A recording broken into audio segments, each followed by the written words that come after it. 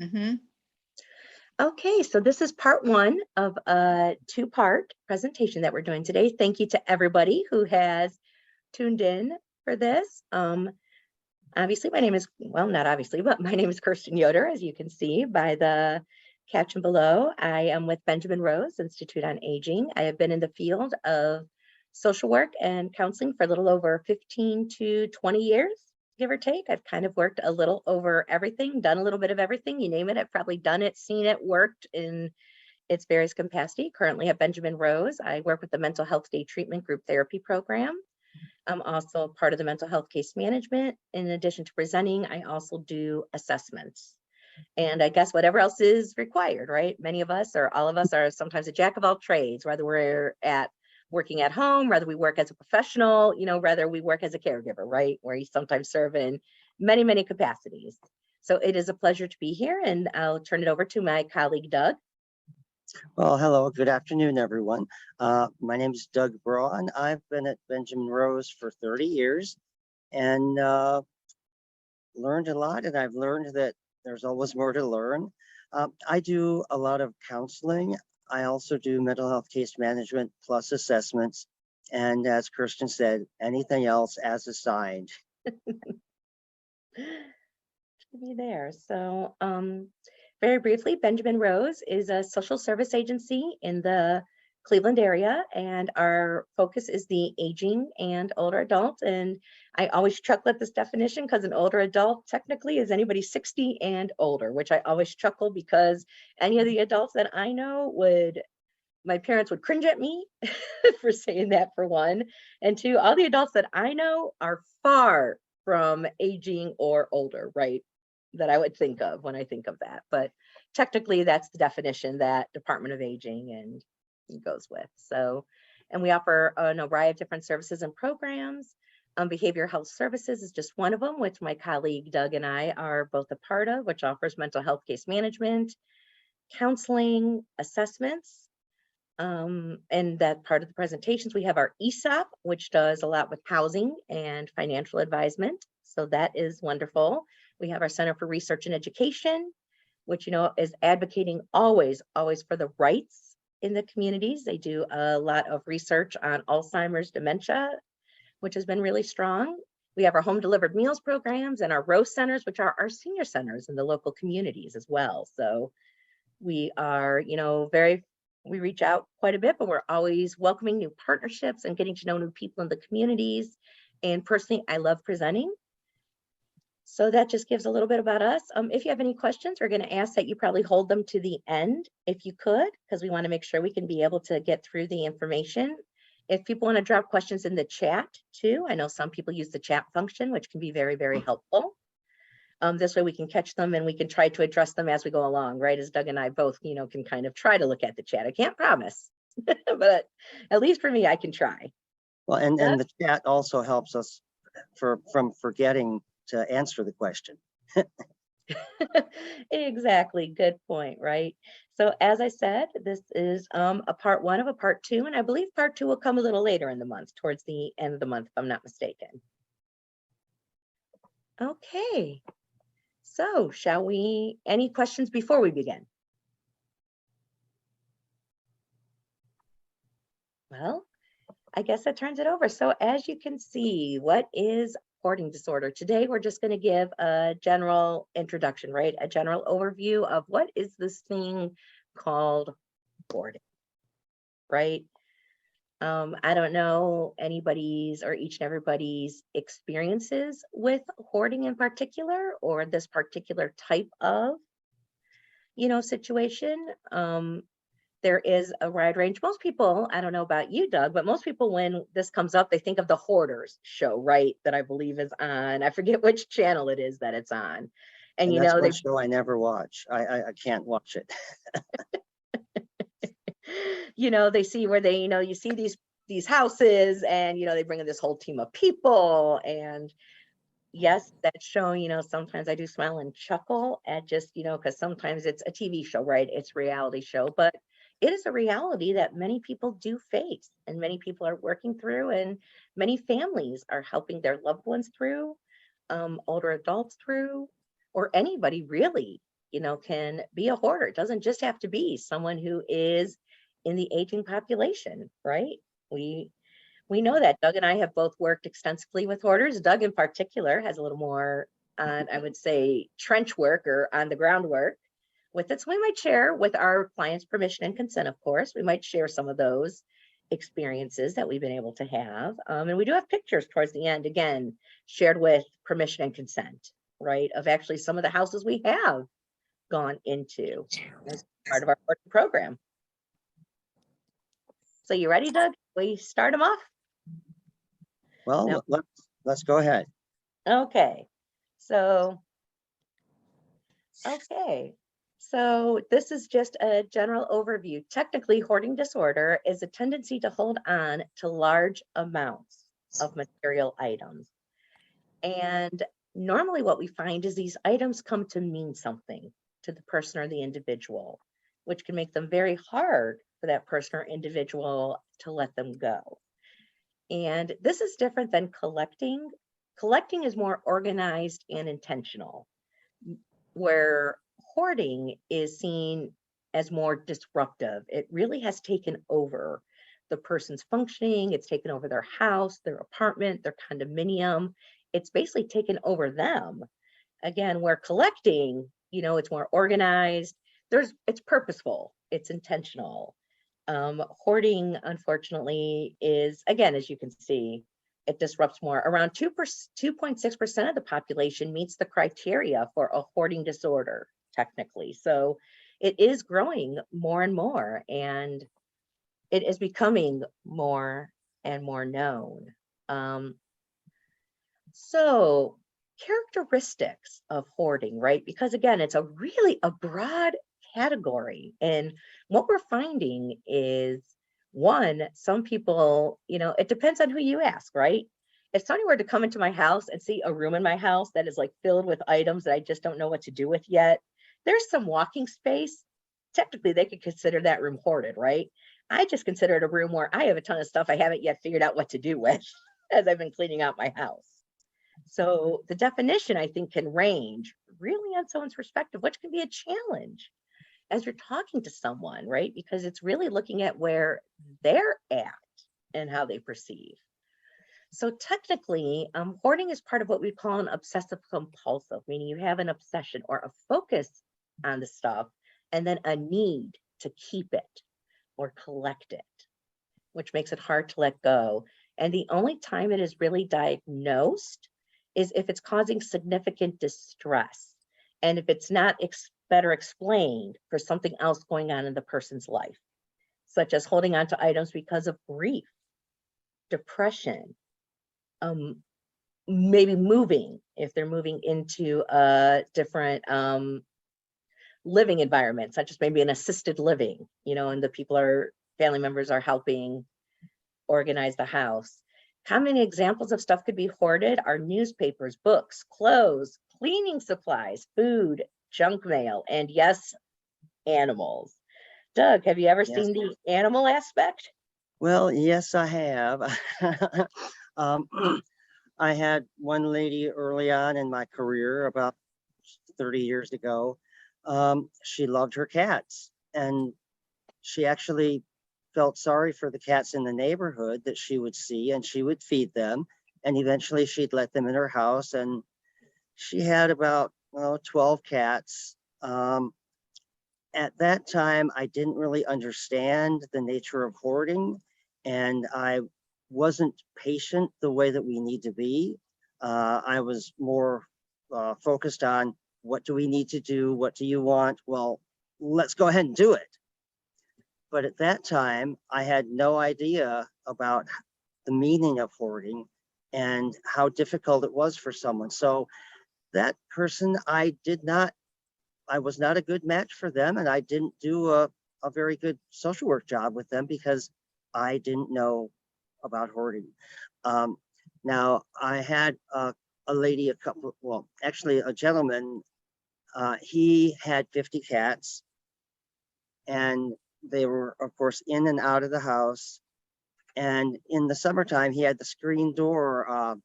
There was a hole in the screen, and the cats would just jump in and out of the house as they saw fit to come and get food and do whatever else they wanted to do. Um, Needless to say, with 50 cats, he wasn't able to pay vet bills for all the cats. They weren't in good health. The health department came in, the city came in, and it was not good for him or for the cats. Many of the cats had to be destroyed. The ones who were healthy enough to find new homes, they found new homes. He was allowed to keep 3. But that was a real stressful thing for him. And they didn't get me in until they had already gotten rid of the cats. So I was not able to be part of the planning process to help them be more sensitive to what he needs. But I have him now, and he was, as I said, he was allowed to keep 3 cats, and he's doing okay with that. He still feels sorry for the raccoons outside. Oh, And yes, at one time I saw a raccoon jump into the house, but he's not allowing that anymore. So, or at least not when I'm around. So, but he cares so much about the animals. He feels sorry for them. What are the raccoons going to eat? It's wintertime now. It's like they're raccoons, they're animals. They know how to find food, but still he has that tugging at his heart. But fortunately, he just feeds them outside. But it's real hard for him. Exactly. And thank you for sharing, Doug, your experiences, because I think those give great examples of how someone with these tendencies, it can take over their whole life. It takes over their ability to pay bills, their ability to take care of their animals, to take care of themselves. And if you're letting wild animals into your house, never mind the diseases, right? They could be bringing in or the other stuff. And then having, to go through the whole loss of having to have those removed. And it really sounds like it was taking over their lives. Yeah.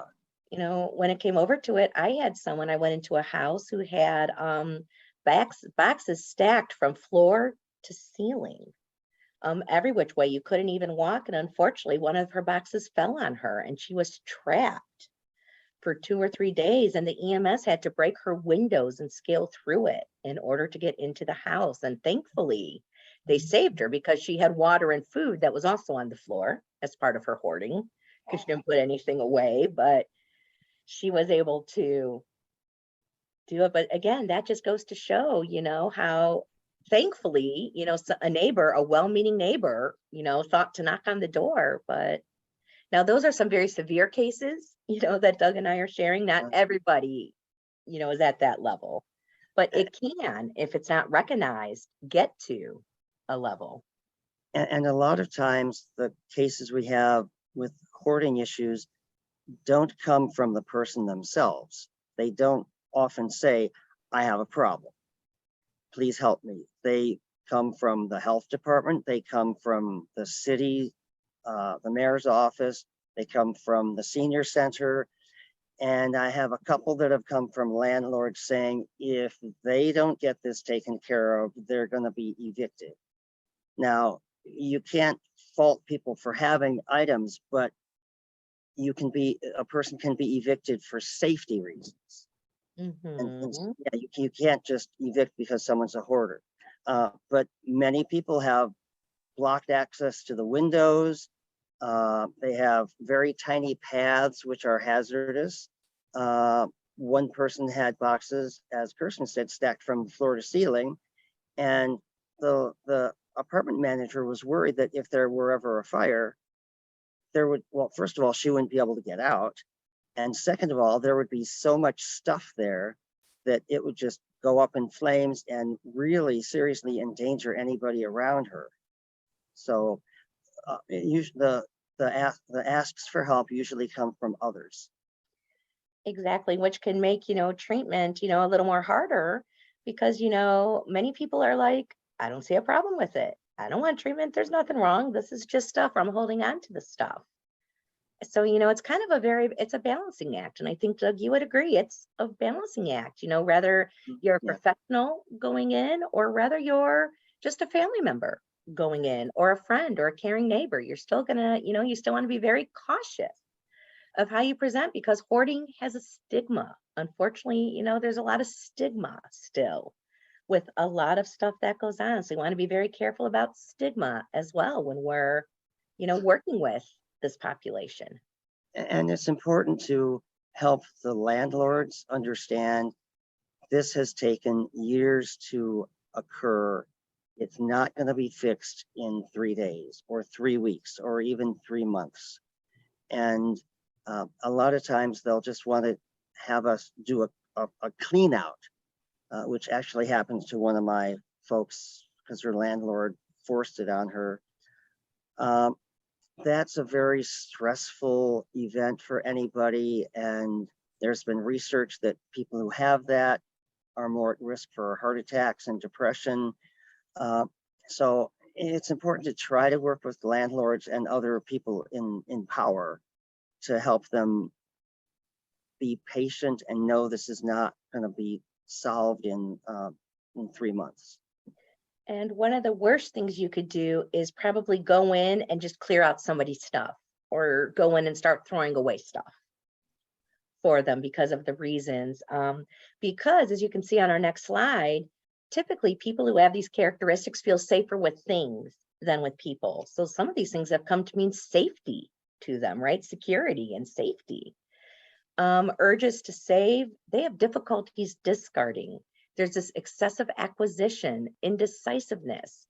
You're going to see perfectionism, procrastination, disorganization, and avoidance, and a high level of resistance to request or demands to discard belongings. So taking in these characteristics to just go in and say, okay, like, you see those remove junk commercials or junk away. Those are really, really good for some people. But for someone who is really working through, the attachment piece and the hoarding piece, to just go in there and say, okay, throw away that box, that box, that box, that box. It's like you're taking away their safety, their security, and then you're having to, most people who avoid or don't want to even talk about this, if they even know they've got, something going on that's unhealthy to them.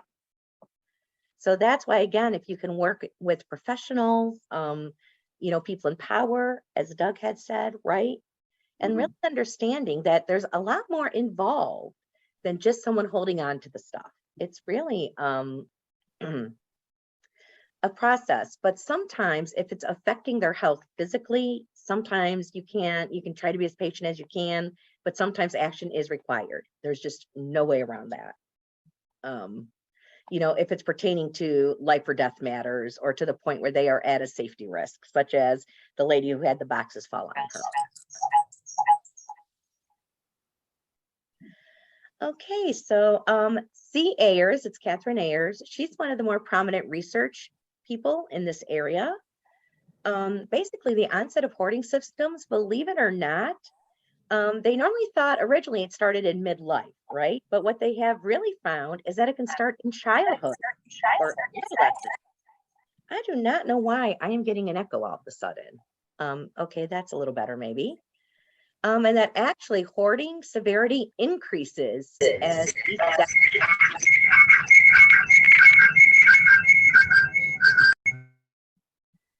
Okay. Have you tried to turn your volume down on your computer? Yeah, that's what I'm doing right now. I think that a few people were unmuted, so I just went ahead and muted them. So hopefully you don't Oh, receive any more of that feedback. no, and if it's okay, I can mute myself and Doug. That's why we partner on this, right? In case one of us has a problem. We've learned. And basically, sometimes you'll see that the hoarding exists with anxiety and mood, and that can include depression, bipolar, any of those mood disorders. And that 16% who met the criteria for obsessive compulsive disorder, if hoarding symptoms were not counted towards the diagnosis. So it goes to show that if there's hoarding, chances are you also want to be looking for some of those underlying factors, right? As Doug had mentioned, that could be going with it. Majority of the clients have never received any kind of treatment for these behaviors, these hoardings. And usually our older adults, we have found, were usually socially impaired and living alone, which is how chances are they were able to collect the stuff, and why maybe that stuff has become so meaningful to them is that, they don't have that isolation. So Doug had mentioned 2 clients of his who worked with the animal hoarding, right? We're seeing that more and more. So basically, just for your information, right? Just a little FYI, animal hoarding is more than just having many animals, right? I'm all for animals. I'm an animal lover, right? So I'm all for having some animals. But according to some of the research, these are people who are accumulating a quantity of animals. You heard Doug talk about 50 cats. Was it 50 cats and some raccoons? Uh-huh.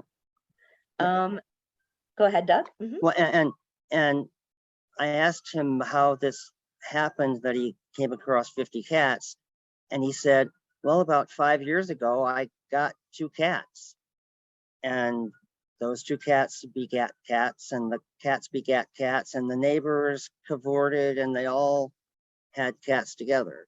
And he never got any of them fixed. He never took any to a vet. Now, my sister, on the other hand, at one time had 12 cats and 5 dogs. However, she contracted with the veterinarian to come to her house periodically and take care of the animals. So she made sure they had food. She made sure they had care and were taken care of. I'm going to mute my alarm, well, maybe that ambulance will go by. First, go ahead. I think Doug was having an ambulance go by, so if you're going to mute his mic so he didn't all get blared with the siren, right? Where he is. So, and Doug, I think what he was maybe going to point out, if I followed his string correctly, is his sister was able to provide proper vet care, proper nutrition, proper vaccinations, proper care. Where people who are hoarding animals, they're unable to provide the minimal standards of nutrition, sanitation, and veterinary care. They're unable to act on the deteriorating condition of their environment or of the animals.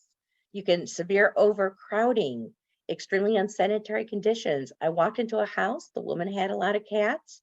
The litter boxes weren't cleaned. There was unfortunately feces on the floor because the cats weren't using the litter boxes because she couldn't keep up with cleaning the litter boxes. There were cages everywhere that weren't cleaned out. And I don't know anybody who knows cats. I have had cats. Cats do not like messy stuff, right? If it's messy or if there's stuff around, they are unfortunately going to take that and they're going to act out their displeasure. And basically, they fail to act on the effects it's having on their own health. Fleas. This lady had fleas, flea bites, because the animals weren't, being treated. She got bitten and she had to receive antibiotics and a tetanus shot, I believe, for that one, because it was an outdoor feral cat. Thankfully, as far as I know, following up with the case manager she got transferred to, the cats have all gone to nice homes. A lot of them went to the Animal Protective League. They've gone to nice homes. She is down to 3 cats. They are all doing well. Her house is doing well and is all cleaned out now. And she is successfully, has not reacquired new cats that we know of. Again, if they're there, they're hiding. Or she's not coming forward.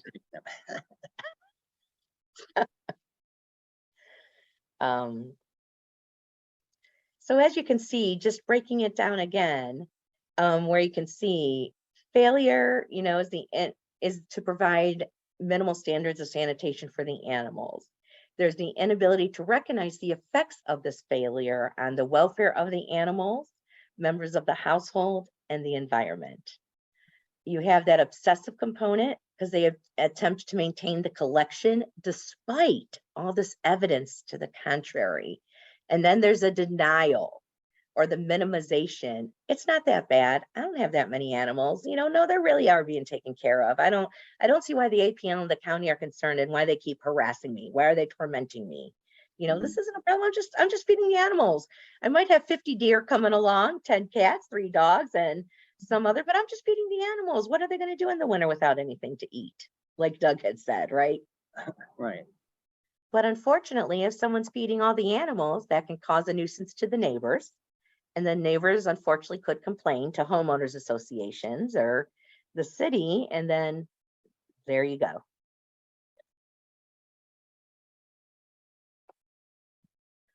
So determinants are things that can lead to hoarding or like set the stage. Now, just because people have these things on this list or maybe might be experienced them doesn't mean they're going to be a hoarder, right? It just means that trauma, financial worry, other mental health disorders, family and personal vulnerabilities, difficulties with processing information, and emotional attachments to possessions can lead to, or, maybe set the stage or kind of, lead to the hoarding behaviors or the want or the tendency to hoard.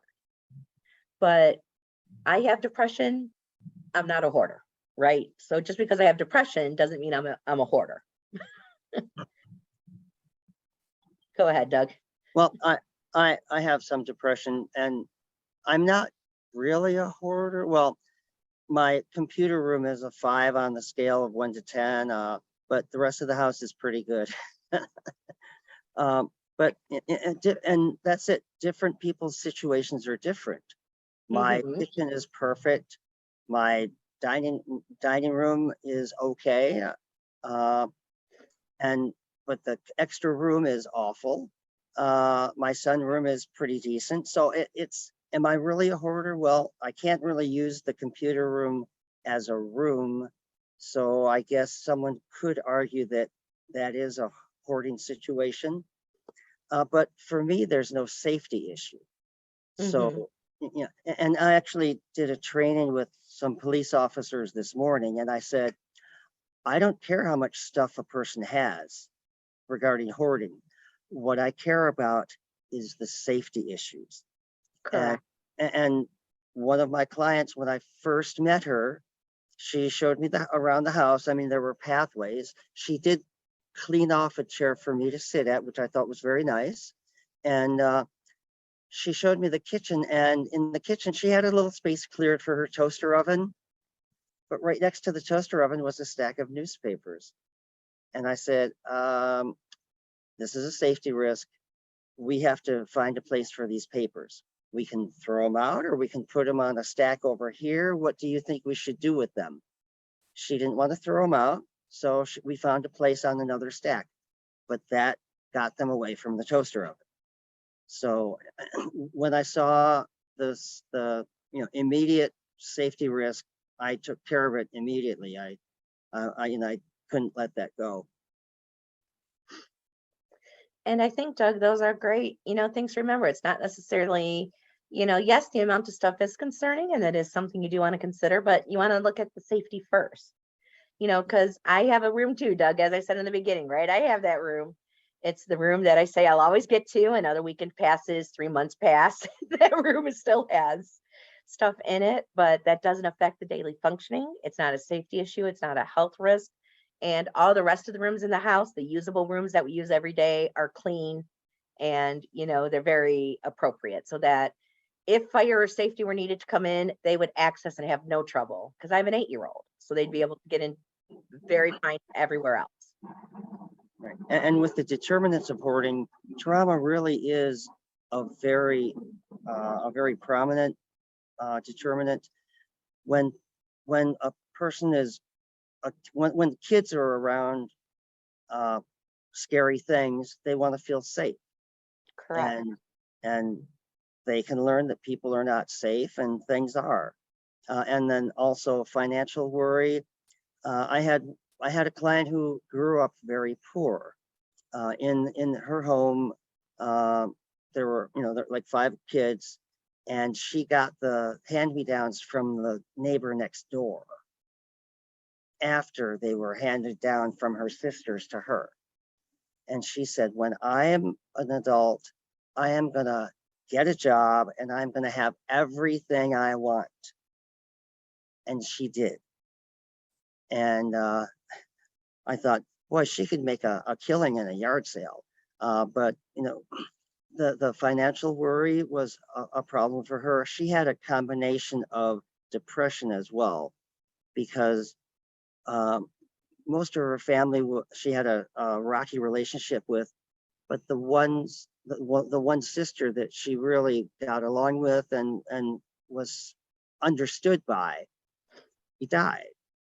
And that cascaded into depression, and she would pick up her mail and just put it down. She would bring the groceries home and just put them down. And while I was helping her, we don't pick stuff up and throw it out.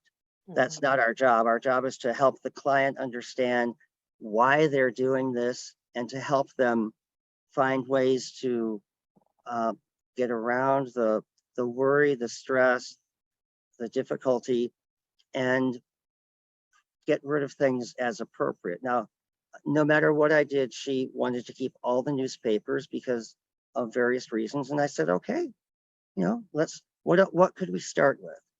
And we started with the 15,000 plastic grocery bags that were around her apartment. And that actually was an easy way to start, because a grocery bag, hey, it has very little value, but she didn't want to throw them out because they could be useful. But it was easy to stuff 20 plastic bags into another grocery bag. And so it was an easy way to clean and get started with her apartment. During the process, we were working in the dining room, and I reached down and said, oh, you might want to put this in a safe place. It was $100 bill. So, and another time we actually finished getting rid of a pile, and underneath I found a microwave oven. Oh. That worked. And this lady had been eating out of cans for 2 years because her stove didn't work. And she was afraid to tell the landlord because he would send someone over to fix it and they would see the apartment. So, and she was ashamed of that. And so she was so happy that we got the microwave set up. Now, when I found the microwave oven, I said, okay, your homework for next time is to have the stove cleaned off so we can put it up. So we give people homework. We're not just going there. We do go there to encourage, but it's not just while we're there. We try to help people be able to do things on their own. Exactly, because the goal would be obviously for them to not reaccumulate or reacquire the amount of stuff, right? It would be to work with what they have and to work with where they're at and to not reacquire. Again, if you just go in and throw it out, you're not treating them, the reasons behind it or anything going to it. You're just putting a Band-Aid, if you will, on the situation. And what happens? My 8-year-old, I could put a Band-Aid on something. Needless to say, he'll scrape it up again, and then we're starting all over again, right? With the treatments. And I find that sometimes the same thing with, Doug, I don't know about you, but some of the individuals I have worked with, when it's done that way. Well, and restarting again. Well, and COVID really screwed everything up. COVID, yes. I knew that this one person I had would reaccumulate, and I would talk to her on the phone and, oh no, everything's fine. And, oh yes, I've thrown out the recyclables, but she was telling me what I wanted to hear. So anyways, let's go about to the overlap of hoarding disorders. As you can see, this is kind of cool as to what Doug and I were talking about, is how it all overlaps together, right? In the center, you have your animal hoarders and the red circle. And then you can see, you kind of have where you have your compulsive hoarders. You have people who just have OCD, obsessive compulsive, people who live with companion animals, people living in squalor with a diagnosis or a syndrome, depression, anxiety, trauma, or anything like that. So you can see how they overlap, right? Where the animals may be at risk, but they're not quite an animal hoarder. So I think this chart really is a good, kind of way. I love colors and charts that overlap. And I think this chart is a good way to kind of conceptualize what Doug was talking about, right? And kind of when you're looking at these different situations, that they can exist without necessarily crossing over into one or the other, but they can easily slide into that center red circle. So what are the benefits to this behavior, right? Because one thing, I don't know about you, Doug, that I know is what I found out is all behavior is mostly purposeful. There's a reason people are doing it, right? We seldom act for no reason. Normally, if we're doing something, we're getting something out of it. So some of the benefits of hoarding, Robert Frost, he is huge. Is it Robert? Yeah, I think it's Robert. Robert Frost is a huge, Randy Frost, wrong R, Randy Frost. He is huge in the hoarding field, right? He's one of their big researchers. So if you see Frost, that's who he is. He found that there's benefits, believe it or not, to this behavior. Putting things in piles allows the person not to decide about what to say or how to organize. If you just put it in a pile, you don't have to decide anything about it. You could just leave it there. They can avoid emotional pain and or discomfort that would come with discarding items. Acquiring something new can enable a person to avoid dealing with uncomfortable feelings, and it gives them feelings of pleasure. Something new. It's like, wow, yes, when I got that acquisition. So its benefits. So there's something called hoarding, which we've been talking about, and then organized chaos. See, I would live in the organized chaos world sometimes, right? If I were being completely honest. Then you have the hoarding. So as you can see through this chart, kind of the differences between the hoarding and the organized chaos. The hoarding, as we've been talking about, gathering and keeping unnecessary items, extreme panic, the obstruction of the home resulting in safety, the disorganized cognitive, the mental part of the disorganization, right? Sustaining attention, trouble with memory and problem solving, where if you're organized chaos, you're disorganized, but it's functional and you're not necessarily attached to the items. You can throw the items away. You're not necessarily attached to them. Basically, you can exit in and out of your house. There's not obstruction. And it's not necessarily related to any kind of cognitive functioning or attention or inability to problem solve. I'd like to think it's more like me, who just didn't know what to do with the stuff at the time and said, I'll get to it at a later date. Mine is procrastination. That leaves me in organized chaos. Plain and simple.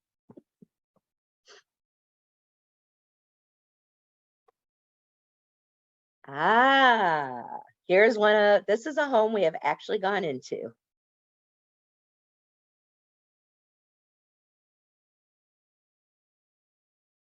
As you can see, this was more of a food hoarding situation. I think this is a garage, Doug. Do you recognize this picture at all? I thought you recognized maybe one or two of them. It is a garage, yeah. But it does look like the attic of the lady that had the microwave oven. I'm sure it's not hers because I would have had to take it, but yeah, it's it's disorganized. There are some food things in there. The person didn't know what to do with the stuff, and it just built up.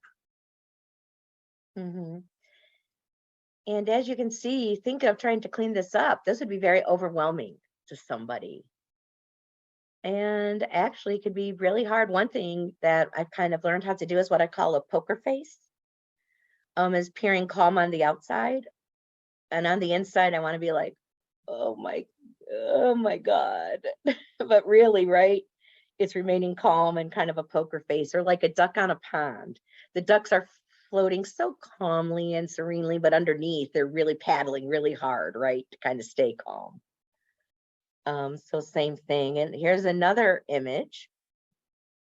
They had some pet and stuff. This is also sometimes we've seen windows are blocked. You can see where this would be a safety issue, right? With the item stacked up and stuff like that. And these are real pictures. They are shared, again, with our client's permission and consent. And they share it to help give people some information and some knowledge and awareness. And they have all been successfully gone through and worked with, right? And are working through it, but they wanted people to be able to know and share, right? So they can have the knowledge to help them learn and grow. Sorry, I should have warned people that these images may be disturbing. I forgot to put that as a disclosure.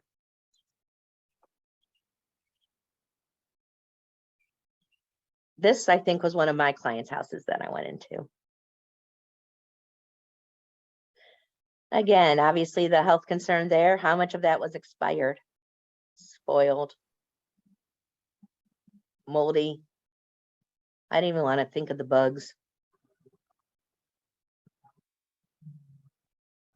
This is what you may see more typical. Again, you can see windows are blocked. There's no room to sit. I mean, the bed, right? Oh, there's a bed there. I think there's a bed in the lower corner. Oh yeah, okay, okay. The blankets, that would be a fire hazard.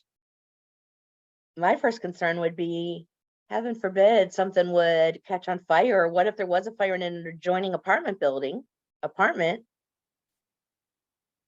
would Yeah, and the firefighters could not get in. no, they could not. They couldn't even get someone out the window. Yeah, I'm gonna hold off on my stories and comments till the end because I think that I want to make sure we get through this. I think that was basically just really quick after those pictures. Normally when we look at hoarding levels, they kind of go on a scale of 0 to 5. You have your minimal clutter, your entrance and exits are accessible, right? Then you have your second, and you can kind of read the levels of 1 through 5. They go from minimal to no usable room, vermin, feces. Yeah, we'll just let everybody read those.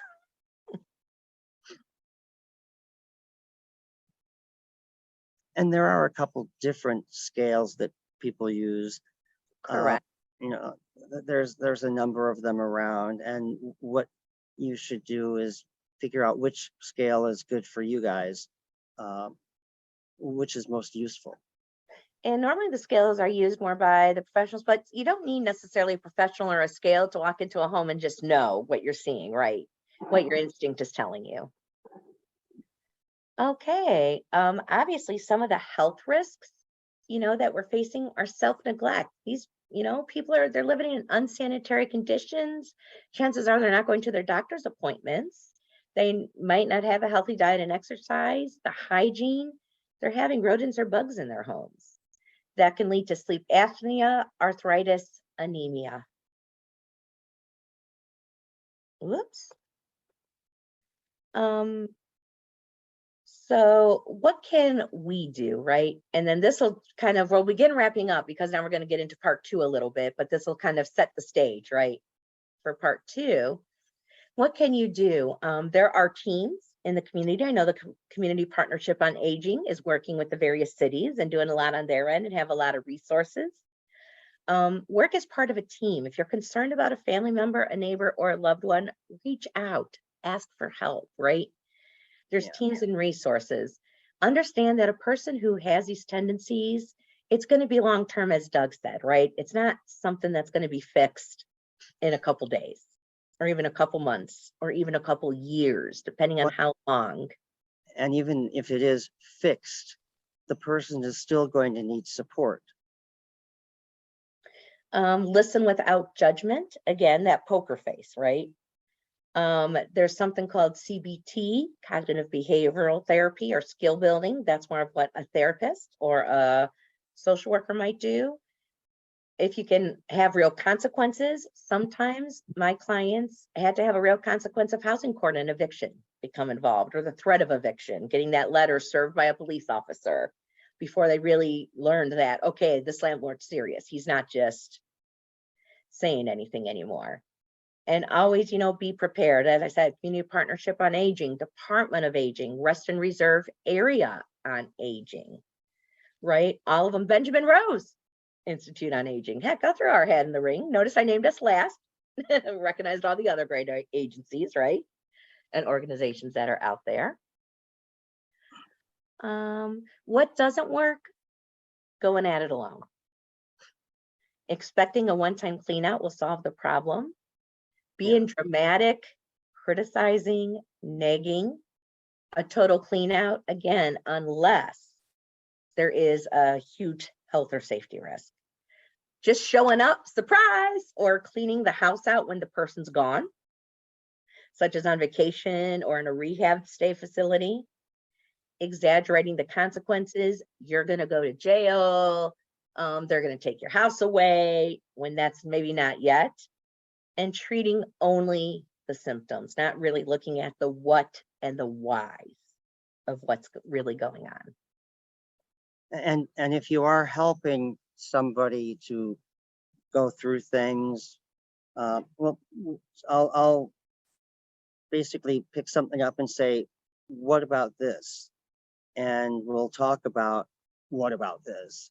And it doesn't, I've known other people who, like, when the person turns around or isn't looking, to just throw something away. It's like, that doesn't help, because that takes away the trust that you've tried to build up.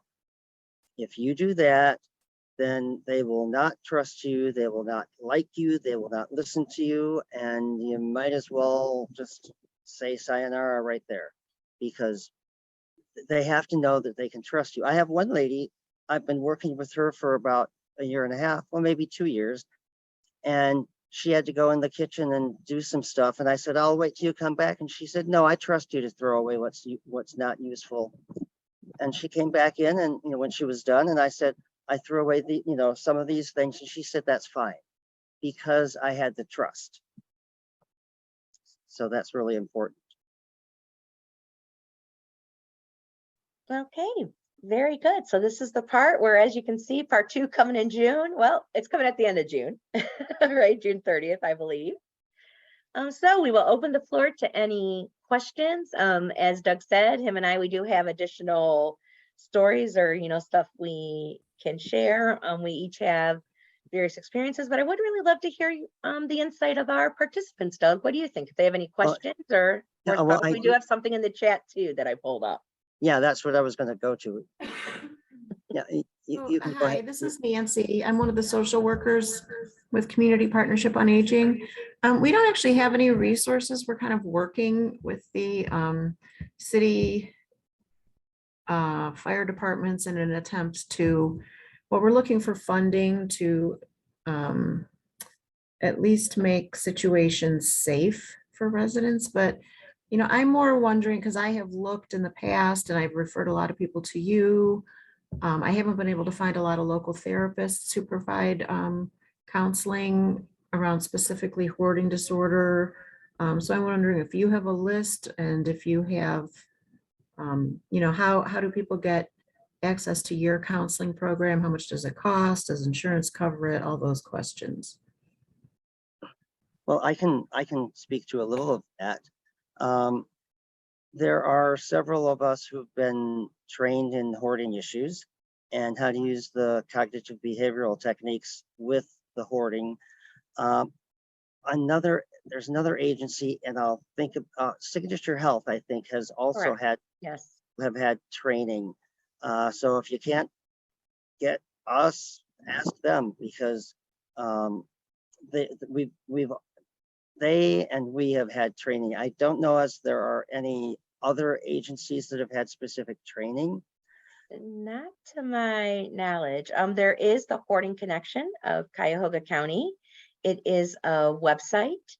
And I believe if you just go Hoarding Connection, right, of Cuyahoga County. Right. I mean, it's kind of a list of more resources, correct. resources, we have a lot of clients who are not able to pay for these resources, these clean out type things. And yeah, so I'm wondering about how this all works as far as payment and what insurance covers and all that. Okay. Well, Doug, you want to take that? You start off on something. Yeah. I mean, insurance will pay for us to do our therapy. Insurance, and if a person's insurance doesn't, the county mental health board has funds set aside for this. And our Medicaid is the primary source of funding for us. But if someone is not on Medicaid, the county mental health board can take care of some, because they've had money set aside. Now, as far as money for clean outs, no money for clean outs. Now, at least a year or two ago, the city of Cleveland was providing a dumpster for like 25 bucks. And I actually need to look into that to see if that's still a program. So I will look into that and get back with you guys. That'd be great. As if you wanted Benjamin Rose, you would just call our intake number and I'll drop that in the chat. It's 216-791-8000. And you would just talk to our intake and, say, who you were concerned about. As Doug had said, the mental health case management program, which is the one that traditionally does more of that, does take Medicaid. And under all the many different insurances, we do have funding through the county for those that meet the income guidelines. Typically, I think it was last time I checked, if they're under $17.85 a month, the services are free. At least the stuff that, like Doug and I would do, right? Like we talked about. So, and through that, we can also link them to other resources that we may become aware of in the community, because that's the other part of our job, is the linkage to the community resources. If they wanted individual counseling, that can be covered under Medicare, as Doug does and I both do. And that would be more for like depression or anxiety surrounding maybe the hoarding, right? Mm-hmm. If you wanted more of that kind, or trauma, more of that aspect of it. Signature Health, I'm not as familiar with how their payment system works, but I assume it would be similar. And the one thing I do know is under our mental health case management, if they make above, let's say they make like $2,200 a month, right? They would only pay, I think, like $5 for a session or something like that. So it would be, I know $5 is a lot, but it can also be very reasonable too, if you're looking at the grander scheme. I do know that the options program through Western Reserve Area on Aging, for the qualify, they out and they will stuff for those that qualify for that program. Sorry, you froze during that. Can you repeat the options part? Okay, Doug, would you be able to take that? Because my connection's unstable. Well, basically, my understanding is the options program always has a fee of at least $5. So from my perspective, it's so that people see value in the program. Now I don't know as they have any like chore service or anything. I'm not sure if they still have that. They did last year. Okay. Because I referred one of my clients to it. I can't see what it is this year. Funding changes, right? Yeah. But it was $5 for her. And what they did is they offered to come in for 3 hours because she did qualify under physical health and mental health, right? She met their criteria. They did a level of care. She qualified for both, and they were going to come in and remove and clear out a lot of the heavy boxes and the items that we needed. She declined. And she wanted to do the stuff herself because she was finding money in envelopes and cards because she wanted to donate to a lot of charitable organizations, and she'd send the money in, but she'd forget to put the envelope in the mail. So she was finding $20, $5, $10, $50. I think we found a total of $300 in like 4 months when she was cleaning out everything. Yeah, my client too. Yeah. It was like, wow. So, and she's no, like, it's good to know that they will specifically assist with, because a lot of housekeeping services will not go in unless, this house is, you know what I mean, in good shape. But yeah, so they will assist with them clean out. Options will, as far as you know. well, again, they might have their own criterion programs too, right? I can't promise what they will do or the extent. You'd have to talk to that individual program. I just know they were offering some extent. Okay. I referred someone to Passport because he qualifies, and I was hoping that we could get chore service under that, but they did the assessment and basically said the situation is not under control.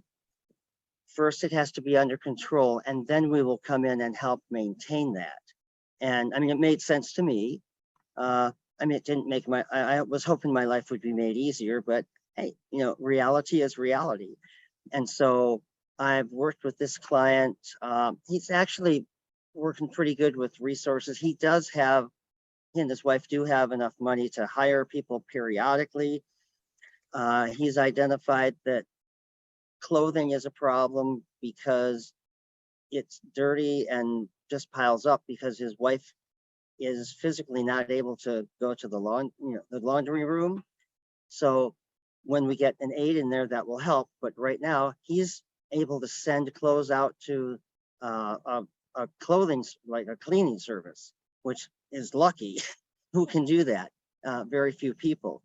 He also has some good family who has come in and helped to declutter certain areas. So it's basically our job, my job, person's job, to try to muster resources, to try to find ways to get things done if there is something. Exactly. There's not always something out there. I've been able to some of the churches, Seven Hills in the community, they're really involved with their Department of Aging. Tony Terry is the person out there. He's worked with the churches, and they had a volunteer of churches who would come out and help their seniors in limited capacities, of course, right? As long as safety, they had their own requirements.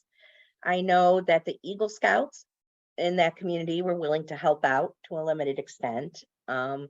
With some stuff, she had some very heavy furniture, beautiful walnut oak furniture. I mean, we're talking the original good stuff, right? Not the flexi stuff you can buy on Amazon that's like, questionable. Cleveland Furniture Bank came and removed it. I think she paid $45, and they took all of that out of the house and moved it and transported it all